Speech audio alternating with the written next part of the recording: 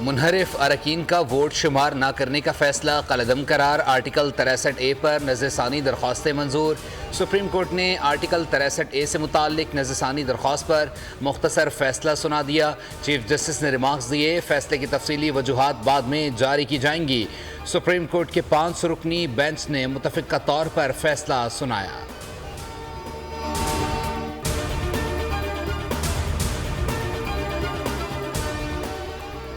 Supreme court में article 63A से मुतालिक नज़रसानी दरख्वास्त की समाअत के दौरान बानी PTI के वकील अली जफर अदालती कार्रवाई से अलहदा हो गए। चीफ जस्टिस ने रिमार्क दिए कि आप बार बार बानी PTI का नाम क्यों ले रहे हैं, नाम लिए बगैर आगे बात करें। अली जफर ने कहा कि इस बेंच के सामने केस नहीं चला सकता, अदालती कार्रवाई का हिस्सा नहीं बन सकते। चीफ जस्टिस से रिमार्क दिए कि अपने दलाइल को फैसले और नज़रसानी तक महदूद रखें। अली जफर ने कहा कि हुकूमत आईनी तरमीम चाहती है कि इससे बराह रास्त ताल्लुक है, अगर अदालत ने फैसला किया तो ये मफादात का टकराव होगा। चीफ जस्टिस से रिमार्क दिए, मुझे बतौर जज किसी आईनी पैकेज का इल्म नहीं, अब आप तौहीन अदालत के दायरे में दाखिल हो रहे हैं, अदालतों का मजाक बनाना बंद करें। क्या आप बतौर वकील या अदालती मुआवन हमें दलाइल दे सकते हैं? चीफ जस्टिस का अली जफर से इस्तफसार। अली जफर ने जवाब दिया कि बतौर अदालती मुआवन दलाइल दे सकता हूँ।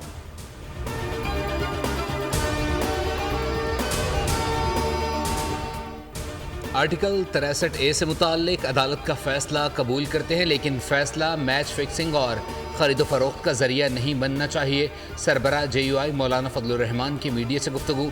अदालती फैसलों से हुकूमतें पहले भी गलत फ़ायदा उठाती रही हैं। कहा, आइनी तरमीम के मामले पर जल्दबाजी कबूल नहीं। हुकूमत से अपील है वो आइनी तरमीम का बिल मौखर कर दे। अपोजिशन से कहता हूँ वो भी एहतजाज ना करे। हुकूमत से पूछता हूँ उजलत किस बात की है? आइनी तरमीम इस काबिल नहीं कि इसे मंजूर या इसकी हिमायत की जाए।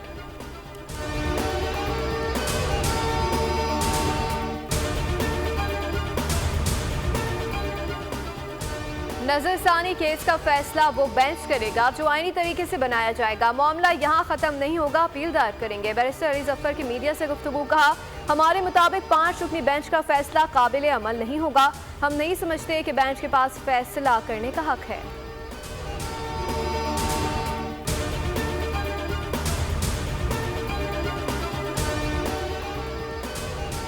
मलेशिया के वज़ीर-ए-आज़म यहाँ मौजूद हैं। PTI अपना एहतजाज मुलतवी करे। किसी मुल्क का वज़ीर-ए-आज़म आपके मुल्क में हो और आप कहें हम इस्लामाबाद पर धावा बोलेंगे तो ये ठीक नहीं है।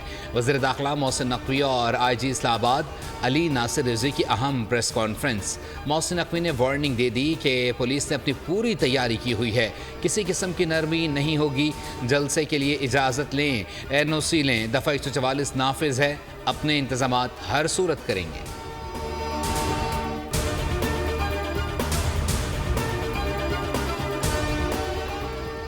PTI वाले तसादुम और लाचे चाहते हैं, इसलिए डी चौक आएंगे। बानी PTI पहले खुद को जहनी गुलामी से तो आज़ाद करें। बुज़दिली ये है कि आप गरीबों को मरवाने के लिए एहतजाज कर रहे हैं। बानी PTI अपनी सियासत के ताबूत में आखिरी कील ठोक रहे हैं। सेनेटर फैसल वावदा की न्यूज़ कॉन्फ्रेंस। कहा, अली अमीन गंडापुर अमन व अमान के लिए खतरा पैदा कर रहे हैं। मुल्क में आइन और कानून की धज्जियां उड़ाई जा रही हैं। अदलिया मामलात का नोटिस ले दावा किया कि 21 अक्टूबर तक 26वीं आइनी तरमीम मंजूर हो जाएगी।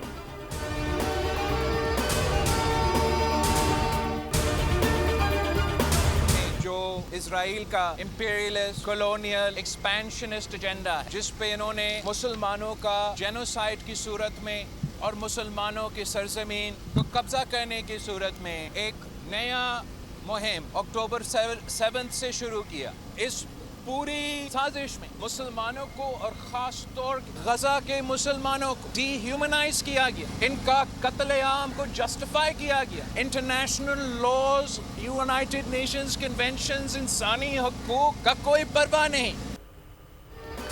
इजराइल फ़लस्तीन पर कब्ज़ा करना चाहता है। फ़लस्तीन लबनान के बाद ईरान की तरफ जंग बढ़ती जा रही है। इजराइल को इंसानी हकूक़ की कोई परवाह नहीं। चेयरमैन पीपल्स पार्टी बिलावल भुट्टो ने जमात इस्लामी के गजा मिलियन मार्च की हिमायत कर दी। हाफिज़ नईम के हमरा न्यूज़ कॉन्फ्रेंस में कहा, सियासी क़यादत को ईरान में शहीद किया गया। फ़लस्तीन के मामले पर सबको एक पेज पर होना चाहिए। हाफिज़ नईम और रहमान बोले, इंसानियत के कत्लेआम पर दुनिया को तवज्जो मरकूज़ करनी चाहिए। 7 अक्टूबर को गजा के अवाम के लिए बाहर निकलें। हाफिज़ नईम और रहमान की सरबराह अवाम पाकिस्तान पार्टी शाहिद खाकान अब्बासी से भी मुलाकात, एहतजाज में शिरकत की दावत दे दी। मीडिया से गुफ्तगू में कहा, आज की मुलाकात का मकसद गजा की सूरत हाल का जायजा लेना था।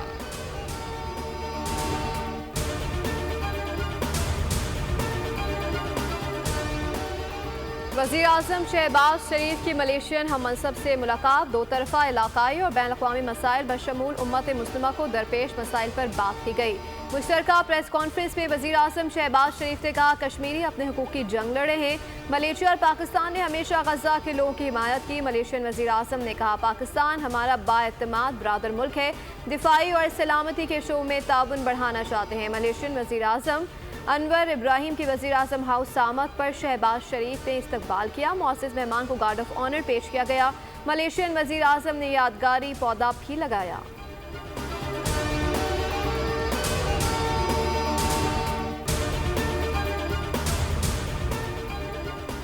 Chief election commissioner Sikandar Sultan Raja की तैनाती के खिलाफ दायर दरख्वास्त खारिज। इस्लामाबाद हाई कोर्ट ने दरख्वास्त नाकाबिल समाअत करार देते हुए खारिज की। अदालत ने आज सुबह दलाइल सुनने के बाद दरख्वास्त काबिल समाअत होने पर फैसला महफूज किया था।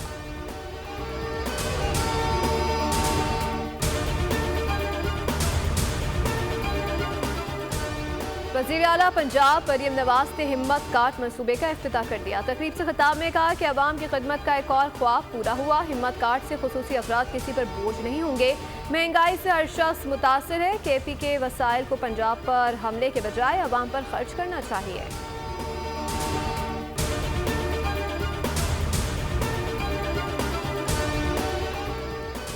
कोयटा बरोडी रोड पर बारातियों की बस खाई में जा गिरी। हादसे में 7 अफराद जम बहक 37 जख्मी हो गए। रेस्क्यू ज़राए के मुताबिक शदीद जख्मियों को ट्रॉमा सेंटर मुंतकिल किया जा रहा है। लाशों को BMC अस्पताल में रखा गया है। सूबाई वज़ीर सेहत बख्त मोहम्मद काकड़ ने अस्पतालों में इमरजेंसी नाफिज कर दी। जख्मियों को बरवक्त और बेहतर तिब्बी सहूलियात की फराहमी के अहकामात जारी।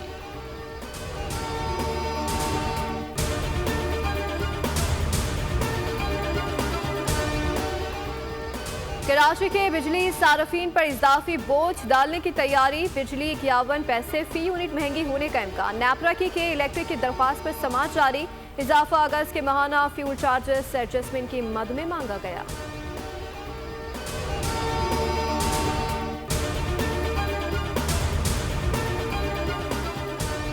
सेनेटर तलाल चौधरी की ज़ेर सदारत सेनेट की निजकारी कमेटी का इजलास। पूछा, क्या निजकारी कमीशन ने के इलेक्ट्रिक से कुछ सीखा है? के इलेक्ट्रिक की निजकारी कामयाब रही या नाकाम? पावर डिवीज़न जिसका है, कहा कि ई के पास डिस्ट्रीब्यूशन, जनरेशन और ट्रांसमिशन लाइसेंस है। जनरेशन और ट्रांसमिशन हुकूमत अपने पास ही रखेगी। तलाल चौधरी ने कहा कि इसका मतलब कि इलेक्ट्रिक की निजकारी दुरुस्त नहीं थी।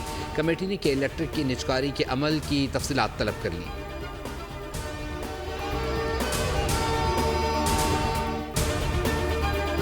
अरसे में क्या ऐसी कारनामे अंजाम दिए कि उसको मजीद केयर टेकर गवर्नमेंट ने, जो पिछली केयर टेकर गवर्नमेंट थी, उसने एक्सटेंशन दिया है। पिछली केयर टेकर गवर्नमेंट ने के इलेक्ट्रिक के साथ वो मुआहदे की एक्सटेंशन करके इस शहर में रहने वाले लोगों के साथ मजाक किया है, इस शहर में रहने वाले लोगों के साथ जुल्म किया। नेपरा ने कभी के इलेक्ट्रिक की कोई दरखास्त मुस्तरद की ही नहीं। के इलेक्ट्रिक रियासत के अंदर रियासत बनाकर बैठा हुआ है। के इलेक्ट्रिक मुंह जोर इदारा है। MQM मेंबर कौमी असम्बली हसन साबिर की मीडिया से गुफ्तगू बोले, के इलेक्ट्रिक जब से बनी है ऐसे क्या इकदाम किए हैं जिसकी वजह से केयर टेकर हुकूमत ने मुआहदा किया? हुकूमत ने मुआहदे करके लोगों के साथ ज्यादती की है। नेपरा ने कभी भी के इलेक्ट्रिक की किसी भी दरख्वास्त को रद्द नहीं किया।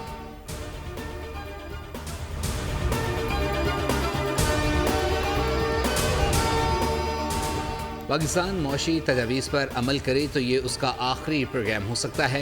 IMF mission chief Nathan porter की अमरीकी 2023 के वर्ष में पाकिस्तान की मईशत ने जो उतार चढ़ाव और बेयकीनी देखी थी, इसके बाद मुल्क में मौशी इस्तेहकाम आया है। कहा, पाकिस्तान का मौजूदा प्रोग्राम मुख्तलिफ नहीं और ना ही ज़्यादा सख्त है।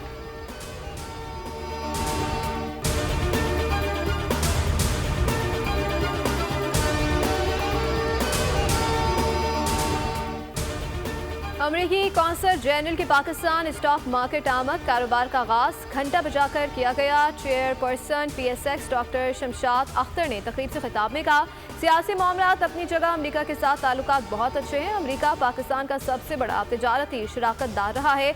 ज़राअत और तालीम के शो में अमरीका की काबिशें काबिल फ़ख्र हैं। स्कॉट टर्बून ने कहा कि मेरी कोशिश है कि पाकिस्तान स्टॉक एक्सचेंज में मजीद अमरीकी कंपनियों की लिस्टिंग हो। गुज़श्ता साल पाकिस्तान और अमरीका के माबैन $7 अरब की तिजारत हुई।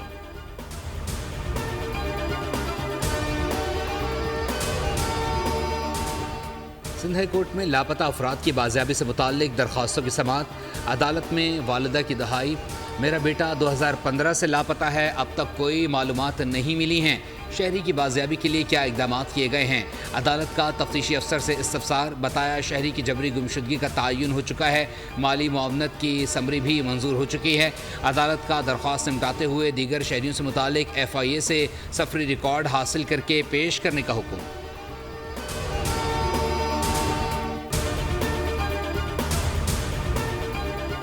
महकमा एक्साइज सिंध का तारीखी इकदाम, प्रीमियम नंबर प्लेट्स के लिए पहली ऑनलाइन नीलामी का आगाज। शर्जील इनाम मेमन कहते हैं कि नीलामी प्लेटिनम, गोल्ड और सिल्वर कैटेगरीज में होंगी।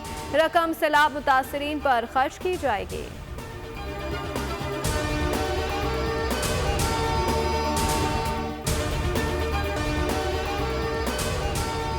इजरायली फौज और हिजबुल्लाह के दरमियान जनूबी लबनान में शदीद लड़ाई जारी। हिजबुल्लाह के हाथों 3 कैप्टन समेत 9 इसराइली फौजी हलाक, 20 जख्मी हो गए।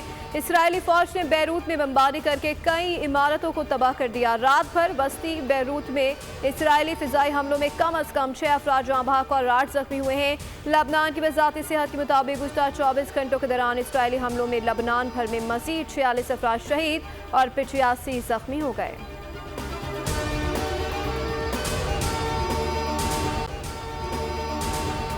जंगी जुनून में मुब्तला इसराइल ने लबनान में फास्फोरस बमों का इस्तेमाल शुरू कर दिया। इसराइल का रात गए बैरूत पर फिजाई हमला, शहर की फिजा में गंदक की बू फैल गई। लबनानी वजारत सेहत का दावा, वस्ती बैरूत में रहायशी इमारत पर हमले में 6 अफराद जाँ बहक, 7 जख्मी। 24 घंटे में 61 अफराद शहीद हो चुके। मजमूई शहदा की तादाद 1800 से तजावुज़ कर गई।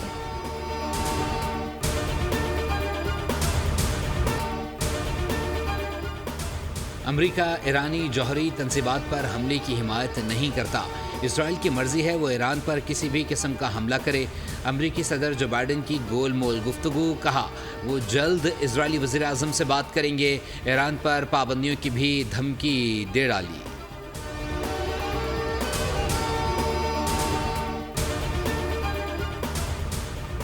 गाज़ा में इसराइली बमबारी के दौरान साल भर में 44,000 बच्चों की पैदाइश हुई। आदाद शुमार इंसदादे पोलियो मुहिम के दूसरे मरहले में सामने आए।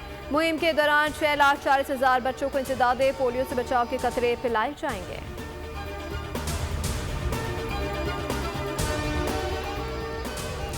बिल गेट्स दहाइयों बाद पहली बार दुनिया के 10 अमीर तरीन अफराद की फहरिस्त से आउट। 1991 के बाद बिल गेट्स अमीर तरीन अफराद की फहरिस्त में 12वें नंबर पर आ गए हैं। 10 अमीर तरीन अफराद की फहरिस्त में पहले नंबर पर एलॉन मस्क, दूसरे पर लैरी एल्सन और तीसरे पर जेफ बेजोस हैं।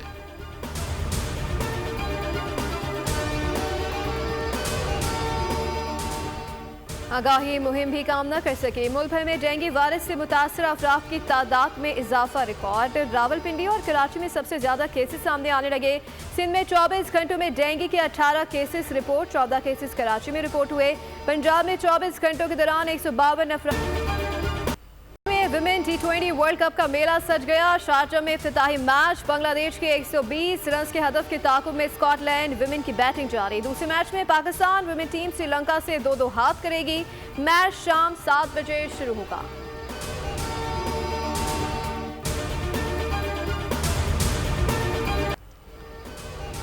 गोरखहिल में सयाहत को फ़रोग देने के लिए बाइक रैली का इनेकाद। 3 रोज़ा रैली का आगाज़ 28 सितंबर को मज़ार कायद कराची से हुआ। 70 से ज़्यादा शुरका ने हैवी बाइक्स और जीप्स पर सफ़र का आगाज़ किया। रैली सिंध के मुख्तलिफ इलाकों से होते हुए 1 अक्टूबर को गोरखहिल पहुँची।